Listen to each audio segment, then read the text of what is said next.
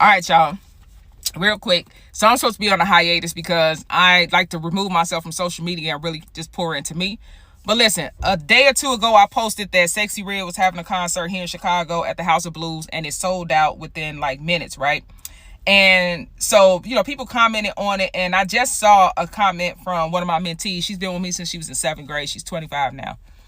And she was saying that she thought the post was a bit judgmental because her generation feels that Sexyy Red is authentic, and that's why they are drawn to her, and that a lot of her generation goes through like depression and suicidal ideations and things like that because of feeling like they're being judged by the older generations and things like that. Here's my response, and here's my take.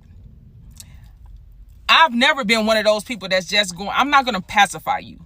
And their generation wants everything to be acceptable because they don't like correction. And I'm not that person. The reason I've been able to last this long in these streets and in my community is because I have to correct you when you're wrong. I have to let you know, like, you cross that line with me, you got to stay there. Because the issue is, we are living in a society where when you tell people that you don't agree or you tell people something other than what they want to hear, now all of a sudden you're the bad guy. Well, that damn it, I'm going to be the bad guy. Because when you know better, you do better. I'm 38 years old, and there's no way I would have lasted 19 years out here doing this work if my mindset was still the way it was when I was 16, 17 years old. And because people this generation does not want to be corrected, there's no structure, there's no decorum. Because at what point in life did y'all think it was acceptable for a young woman to talk about her vagina like it was a revolving door, to talk about how she's had sexually transmitted diseases? Now, I talked about this yesterday with my daughter and my 2 nieces and 2 of their friends. They was all on the phone at the same time, and my daughter had them on the speakerphone. And I actually mentioned this to her, and when I said, this girl said she had chlamydia not once but twice, and I said, now who would be proud of talking about contracting a sexually transmitted disease not once but 2 times? And one of the girls said, wait, that's a disease? My point exactly.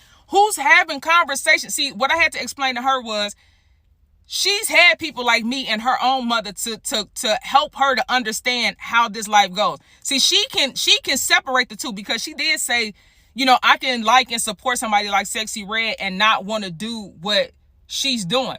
That's you, right? Because you've had people in your life to help you to differentiate the two, right? But you're talking about a whole generation of young people. Nobody's telling them that this is not something that you want to digest and then go and act out. Because let me explain to y'all.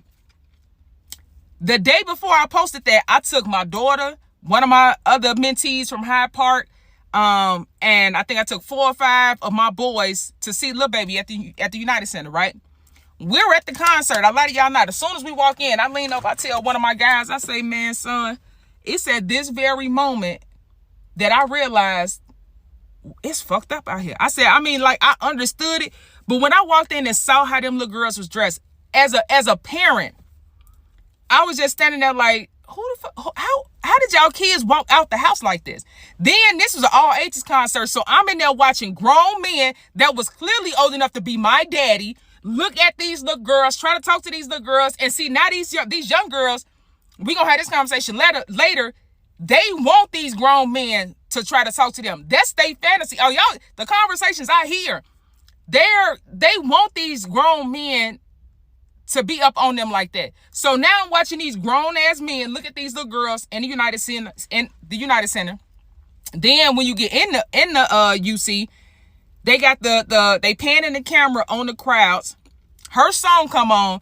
You got young girls making suggestive movements like they giving head in the camera. So they on the Jumbotron. They on the big screen doing this. They turning their asses up in the cameras, twerking in the cameras, cheeks all out, everything. Them kids was in there drunk. They was high. They was smoking weed. It was all types of stuff. I was so, I was in there and I was like, all right, you got to relax. You in here now. You done brought the team. This is that. But one of the boys kept checking on me because they like, oh, gee, you uncomfortable. I'm like, it's not even really uncomfortable.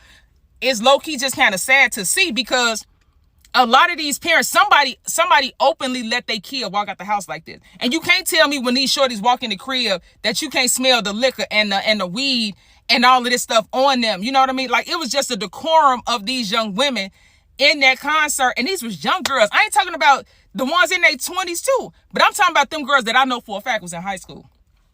I know for a fact they was in high school, because some of them was stopping and talking to my daughter. And I'm like, but you can't tell anybody anything, because to them, oh, this is acceptable. This our generation. And that's cool. They can be y'all generation. But what y'all don't understand is, if y'all took the beat off of the songs that y'all listening to and just listen to the lyrics, is this something that you want to let your child listen to? Because at this point, a lot of these young girls, y'all got babies. Hello? Y'all mamas now. So, you know what I'm saying? You can't straddle the fence. At this point, what you are doing is really kind of setting the tone. And because nobody wants to be challenged or corrected, there's no structure. And when there's no structure, any damn thing could happen. And that's what we're seeing. So no, I will not support Sexyy Red or any of these other rappers.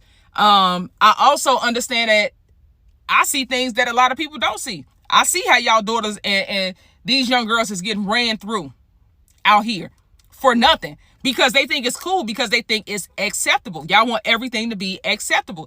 That's not life. That's not reality. And what you have to understand is there's a long-term effect to this. There's a long-term effect to the music that we are listening to the images and the people that are being put in front of our young people. If you think this ain't gonna play out somehow, now it might not be you personally, but it's gonna touch something or someone that you're connected to. And then what will you do? Because if you've accepted this behavior or not paid attention to this behavior for years, what do you think these babies gonna turn out to be? Because she making it seem like being a hoe is the thing to be, and they see her with money and jewelry, and she taking pictures with celebrities and all that shit. So this is what they think is cool. You know what I mean? Like, this is okay to them. Whole time, shorty, you can't tell me this girl ain't got some layered trauma to where she would think, oh, I'm gonna talk about my butthole, my vagina. I'm going to talk about having STDs. I'm going to talk about not using protection. Now, first of all, let's be clear. In my neighborhood alone, right? In my neighborhood alone, the STD rate for chlamydia, gonorrhea, and syphilis has increased. Among who? Black females. Black females. Who's talking about that? And you have black females promoting hypersexuality. Listen, y'all can miss me with that. I'm definitely going to be that person. I'm going to speak my mind. You don't have to like it, but I'm not going to bite my tongue to make you comfortable in a space that I'm not comfortable in. That's not how life works. Y'all don't want to talk about, homosexuality. Y'all don't want to talk about trans people. Y'all don't want to talk about whatever it is. Y'all don't want to talk about these girls out here promoting being hoes. Y'all don't want to talk about none of that. Everything is a battle. It's not a battle.